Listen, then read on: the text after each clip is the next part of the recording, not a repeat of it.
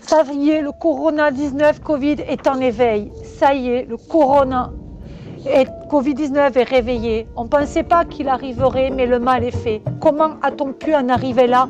Difficile à croire. Il faut rester calme, il ne tue que quelquefois. Je veux descendre dans le sud, retrouver ma famille. Le corona nous a pris par le col, nous a sortis de la routine. Remplacer les fleurs par les pleurs, les murmures par les cris. Mon grand-père est contaminé, il faut se tenir loin de lui. Je vais rentrer seule, rejoindre ma famille dans le premier train. Le départ est prévu pour demain matin. Les hommes sont capables des merveilles et des pires folies. Ça fait un jour que je vis au ralenti. Putain, c'est la guerre bactériologique. On a cassé nos tours d'ivoire. On n'a jamais vu cela même au travers des livres d'histoire. Je peux pas veiller sur ma famille, c'est vrai, nos parents sont vieux. On reste chez nous, on n'est plus sur les routes, on se protège comme on peut. Et certains continuent leur vie sans camisole, se font contrôler par des flics place du Capitole.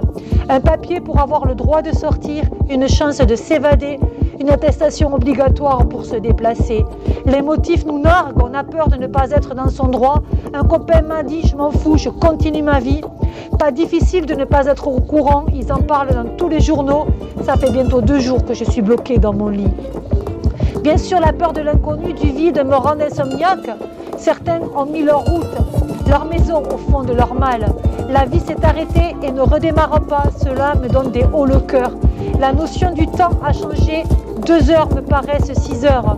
Je dois rejoindre ma famille dans ma maison de campagne, mais j'ai pris du retard, je crois bien qu'ils se sont confinés sans moi. Quel cauchemar, pas grave, je les rejoindrai en train ou en bus.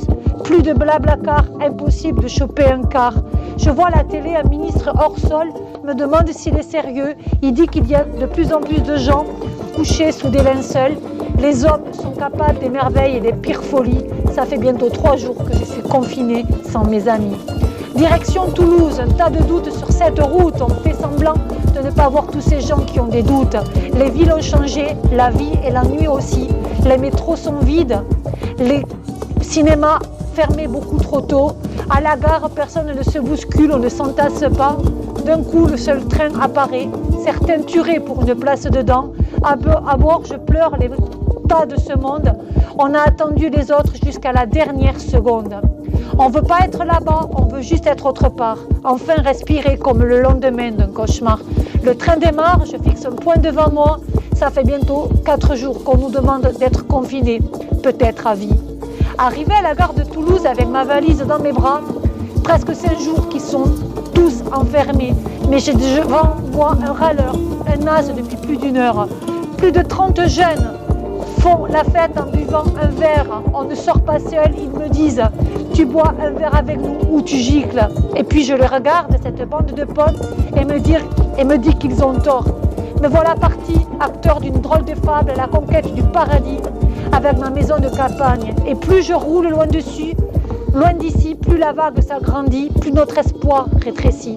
Et ça tombe, certains tombent dans le ventre de la bête, et nous voilà en pleine tempête. Une semaine que la fille France tombe et plonge, voilà tous ces gens emportés par le Covid-19. La peur, la méfiance et les larmes se mélangent. Une jeune femme s'agrippe à la vie et m'entraîne dans la danse. Les soignants sont au bout du rouleau, ils sont révoltés, mais la France coule. Les appels à l'aide sont perdus dans la foule. Il n'y a pas longtemps, ils étaient présentés comme des ennemis.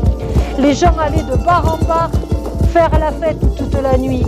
Mes amis, les poumons se remplissent d'eau et nos yeux se ferment, nos âmes s'éteignent comme les lanternes. Les hommes sont capables des merveilles, des pires folies. Je n'aurai plus jamais de nouvelles de certains de mes amis. La maladie m'aborde. Première vision des gens déguisés, ça à la télé, ils n'en avaient pas parlé. Encore des tests et des salles d'attente. On nous fait signer des papiers dans un monde qu'on ne comprend pas. On nous bouge, nous désinfecte comme des animaux. On nous sépare de notre famille, pas le temps de leur dire un dernier mot. Dans des hôpitaux de fortune et des couvertures en matelas, une infirmière me raconte qu'elle est là depuis des jours. Ma famille me manque déjà.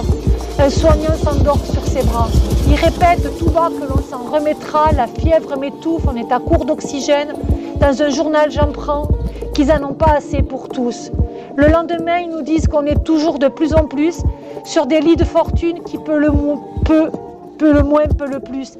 Des centaines de soignants accompagnent notre combat. Des poings brandis en l'air, des cris, des regards désœuvrés. Je croise celui d'un soignant qui scande avec ferveur.